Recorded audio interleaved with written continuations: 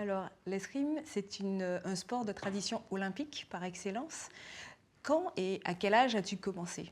Moi, depuis mes 4 ans, je faisais de la danse classique et j'ai grandi en Guadeloupe. Et du coup, avec un peu la vague Laura Flessel, ma mère en a entendu parler et moi, directement, j'ai eu le coup de foudre. Et c'est là que j'ai commencé l'escrime, le fleuret, et ça fait 17 ans que j'y suis. Donc, à l'issue de ce coup de foudre, quand a été ton premier rêve d'or? Alors moi, j'ai commencé l'escrime, voilà, c'était une passion, c'était une grande famille dans mon club. Et en fait, c'est la première fois qu'on est parti de la Guadeloupe pour faire une compétition en métropole pour les championnats de France. Et voilà, on était parachutés dans un autre univers. Nous, on était dans notre petite salle à Pointe-à-Pitre et là, on découvre les championnats de France. Et là, je finis troisième. Je n'étais pas du tout attendue, c'était vraiment inespéré. Là, je me suis dit, mais non, ce que je veux, c'est pas être troisième, c'est l'or, c'est la première place. Et à chaque fois que je reviendrai, je voudrais la première place. J'ai 11 titres de championne de France depuis. Je savais à ce moment-là que j'aurais été prête à faire des sacrifices et à faire tout pour y arriver. Et aujourd'hui, tu fais partie en fait des premières Françaises à être qualifiées pour les Jeux Olympiques. Ta deuxième participation. Dans quel état te trouves-tu? Après Londres, j'ai compris que c'est ce que je voulais. En 2012? En 2012, voilà, Ouais. j'ai participé à Londres. C'était pas prévu. En fait, j'avais 20 ans, j'étais outsider un peu à l'époque et ça faisait juste 2 ans que j'étais rentrée à l'INSEP. À 18 ans, si on m'avait dit que j'allais participer aux Jeux, j'aurais dit ben, no way. Et en fait, j'y étais. Après, ça s'est pas très bien passé parce qu'on a fini 4e, on a eu la médaille en chocolat. Mais ça a été un déclic. Voilà, je me suis dit, Rio, ce sera pour moi.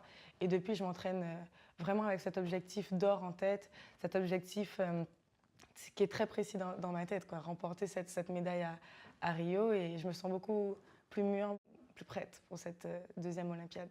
Je sais aussi que dans la vie de tous les jours, tu as une autre activité, Oui. un double projet. Est-ce que tu peux nous en parler un peu plus?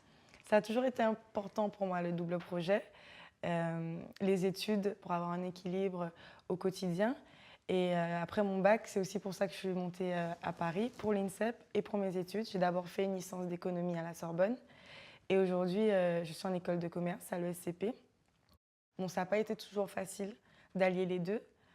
Par rapport aux autres, je sentais que j'en faisais plus. Ouais, des fois, on rentre de compétition, 12 heures de vol à Tokyo, tout le monde dort et moi, je suis en train de réviser. Je rentre, tout le monde rentre chez soi et je vais dans un examen. C'est du vécu. Oui. Donc ça n'a pas été toujours facile. Mais ça m'a apporté beaucoup. Tes entraîneurs et tes sparring partners te qualifient d'explosive. D'où vient cette intensité? Ben, explosive, je pense que ça vient de mes racines guadeloupéennes. Tu sais, on dit souvent que les Antillais ont le sang chaud. Mais c'est vrai que explosive, c'est ma première qualité dans l'escrime. Ça surprend souvent en vitesse et en rapidité. Et en plus, ça fait partie de mes qualités physiques. Donc, c'est parfait. Je sais que tu es venue, mais tu n'es pas venue les mains vides. Alors, Oui. ce n'est pas un masque, Non. mais est-ce que tu peux me présenter ton objet? Bon, alors ça, c'est marrant, c'est mon bustier. D'accord. Voilà, donc on s'en sert à l'escrime en protection. C'est ma petite touche parce que mon kiné, depuis qu'il l'a fait, il a fait un petit cœur. Et depuis, je réussis tout le temps.